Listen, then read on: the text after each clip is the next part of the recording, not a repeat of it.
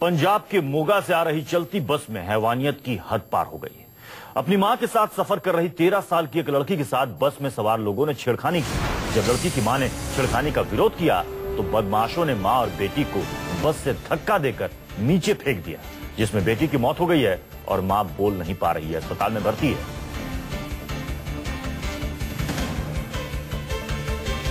तो पंजाब के मोगा से यह खबर आई है, जहां पर चलती बस में एक लड़की से छेड़खानी की घटना होती है और विरोध जब किया जाता है इसका मां और बेटी दोनों के द्वारा, तो मां बेटी दोनों को चलती बस से नीचे फेंक दिया जाता है। बेटी की मौके पर ही मौत हो जाती है और मां की हालत गंभीर है, मां बोल नहीं पा रही है, सदमे में है। हालांकि इस मामले में अभी तक कार्रवाई के नाम पर बदमाशों के ऊपर कोई भी अभी तक ना ही पुलिस का शिकंजा कसा है, ना ही उनकी गिरफ्तारी हुई है। लेकिन सवाल यह है कि चलती बस में इस तरह की घटना एक बहुत बड़ी घटना है कि जहां पर चलती बस में लड़की के साथ छेड़खानी होती है, वहां लोग भी मौजूद रहे होंगे। उन लोगों ने इसका विरोध क्यों नहीं किया? मां बेटी ने विरोध किया तो बदमाशों ने चलती बस से नीचे फेंक दिया। पंजाब के मोगा से यह खबर आई है।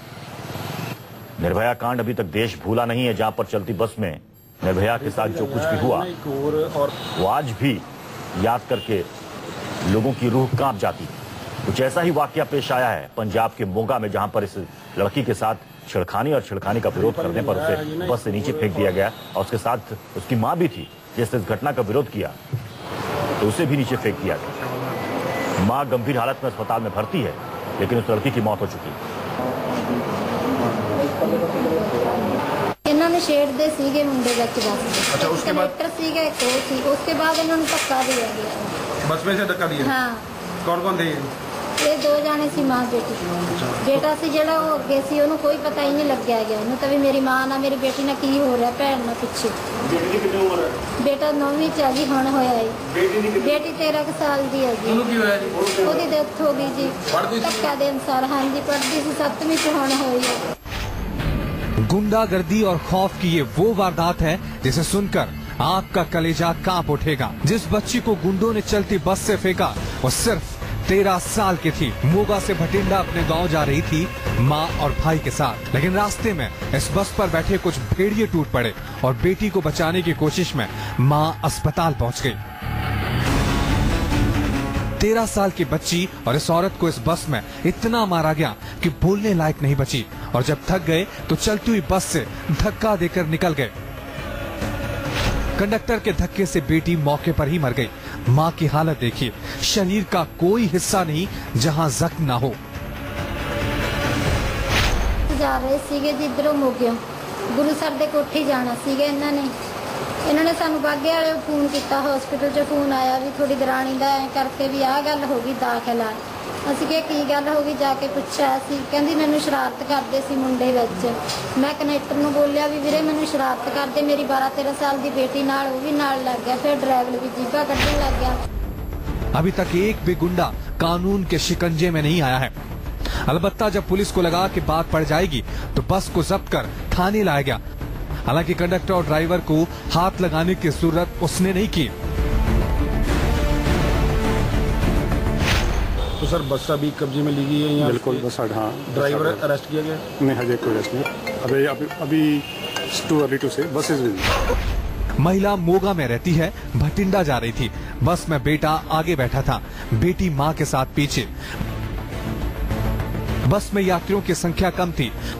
बस में सवार कुछ गुंडे बच्ची को छेड़ने लगते हैं। लड़कों के साथ कंडक्टर भी मिल जाता है।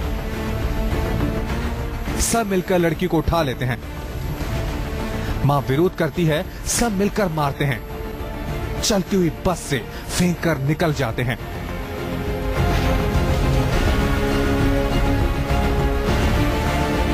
वारदात के बाद कुछ लोग तीनों को अस्पताल लेकर आए। डॉक्टरों ने बच्ची को कफन में लपेट दिया और मां को अस्पताल में लेटना पड़ा। लड़की का छोटा भाई देख तो रहा था, लेकिन दहशत से बोल नहीं पा रहा था। हमारे नोटिस में आया, उसकी कार्रवाई कर रहे हैं। सर क्या हुआ? We are still verifying, it is too early to say exactly की है। सर बस में कौन था, कहां से कहां जा रहा था? बस मोगा से बठिंडा को जा रहा है।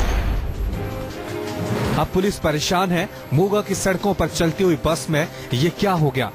अस्पताल के बाहर पुलिस तैनात है और बहानेबाजियों का एक सिलसिला जारी है। पुलिस इंतजार में बैठी है, भाई बताएगा तो पकड़ेंगे और जब तक पुलिस पूछेगी तब तक पता नहीं ड्राइवर, कंडक्टर और बाकी आरोपी कहां होंगे। दीपक सिंगला, मोगा, न्यूज़ 24। सवाल यह है कि गुंडों, बदमाशों में इतनी हिम्मत कहां से आ गई कि चलती बस में जहां पर और भी मुसाफिर बैठे हैं वहां पर वो इस तरह की घटना को अंजाम दे रहे हैं। अब तक ड्राइवर, कंडक्टर की गिरफ्तारी क्यों नहीं हुई? पुलिस कह रही कि जब तक छोटा भाई बताएगा नहीं हुलिया कैसा था, देखने में कैसे थे, हम उसे पकड़ नहीं पाएंगे।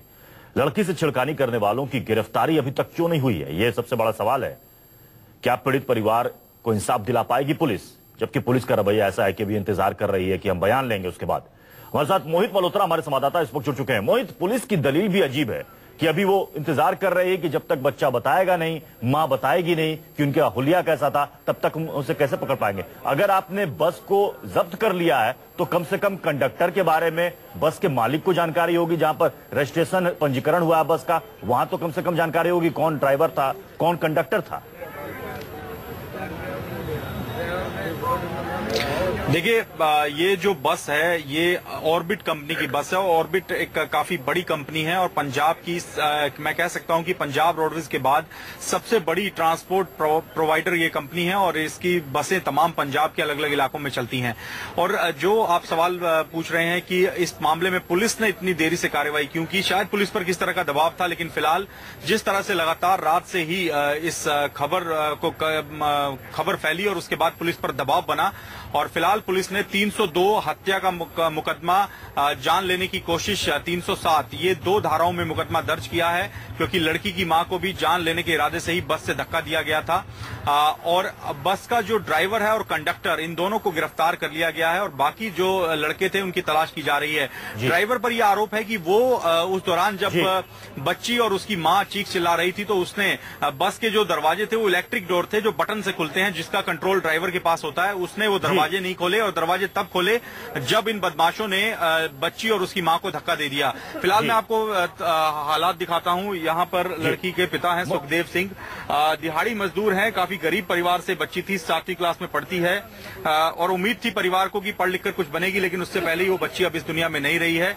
मातम पसरा हुआ है और तमाम जो लोग हैं मोगा के वो भी ये सवाल कर रहे हैं कि आखिरकार पंजाब में ये हो क्या रहा है, कानून व्यवस्था किस कदर लचर हो चुकी है। जी, चलिए मोहित, आप हमारे साथ बने रहें। इस